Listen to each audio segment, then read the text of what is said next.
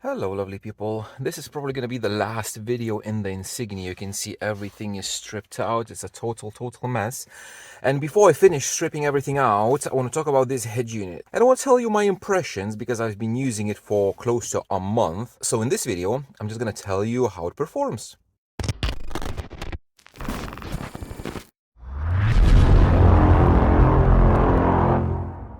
Before we start talking about it, what I want to do is I want to put the ignition on because this car was sitting here for 4-5 days with nothing turned on.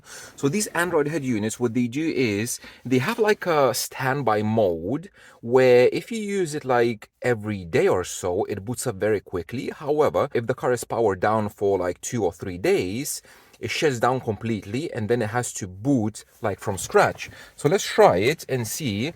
Ignition on, and let's see how long it's going to take it to boot. Okay, so apparently it didn't go to sleep. I don't know. Or it just boots up that fast. But yeah, so this car, yeah, you know, these problems. Yeah, I know. This car is done. This is coming out. This is gonna go into a different car. But I've been using it for 3 to 4 weeks daily on my proper SQ system with everything.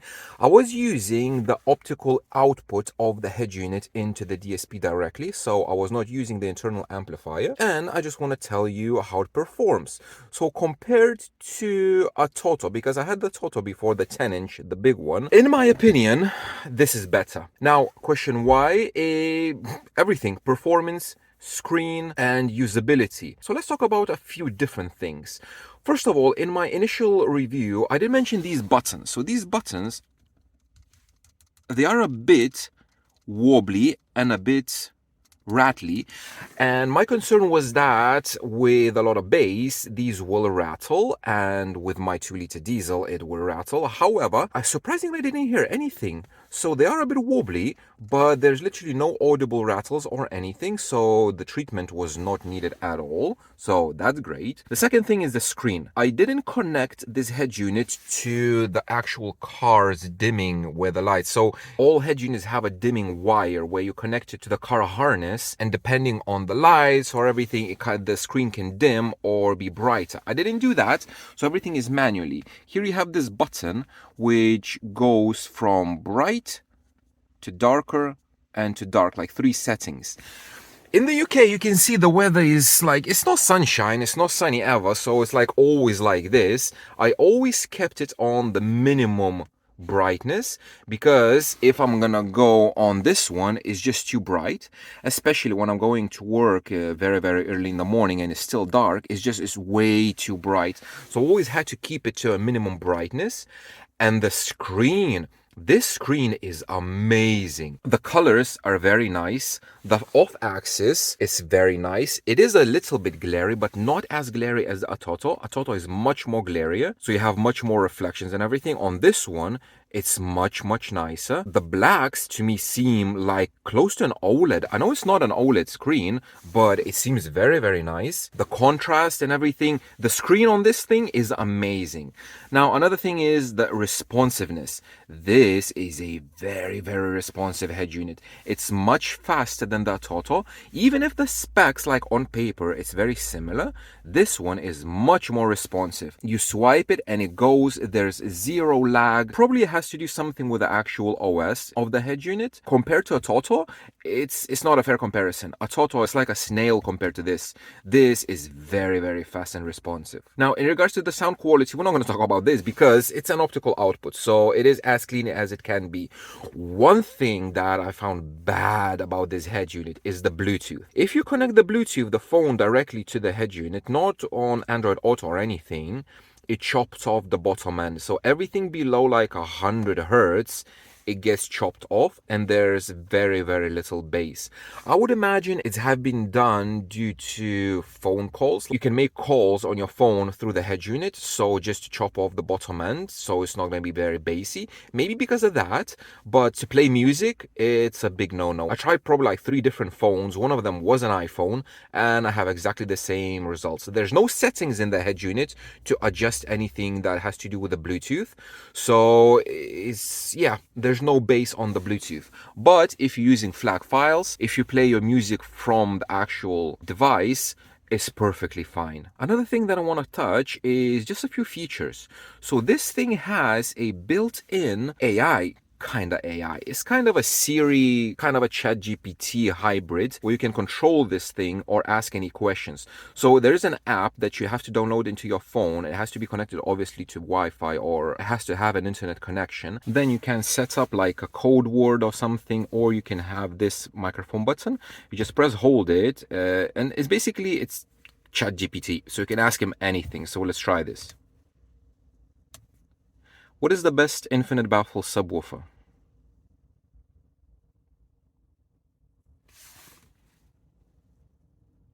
So it takes its time.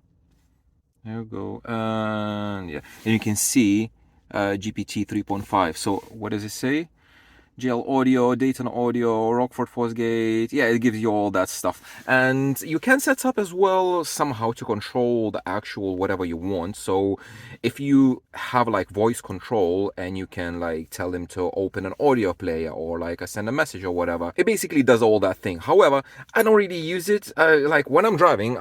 I don't really want to interact with it, but it has the option to interact. You can ask him questions like if you want to play that game. So it has that thing, but it has to be connected to your phone. Another thing are the gestures. So these ones, I was talking about them very briefly before. So here is a sensor on this side, and you can enable gestures to do whatever you want. For example, if we're gonna do move left and move right, so basically skip songs to one side and to the next one. So if we're gonna go to any kind of player, if I have any music, I'm not sure. There we go. So the music is playing. Obviously, I muted it, and basically the sensor is there. So what you need to do is, if you swipe your hand very slowly, it jumps to the next track. You do this, it jumps to the next, or if you do that, it jumps back. So it is kind of a useful thing. However, you have a menu over there on the top. So if what I noticed by using it, if I'm in the app and I want to touch this button to go back, sometimes it does register as a gesture and it skips tracks or does whatever else you're programming to do. So this probably would be useful if you have a left-hand driven car, because then you would be from this side and you wouldn't be kind of interacting with this. But like for me, when I'm sitting here and I'm doing this and I need to touch something over there or touch the screen, it might register it as a gesture.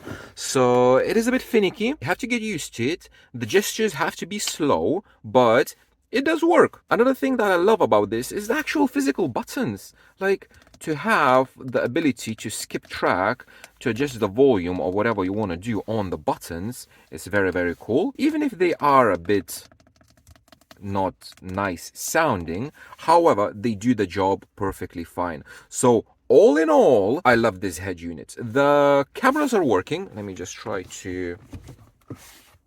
There you go. The backup camera. Oh, it's inside the car because...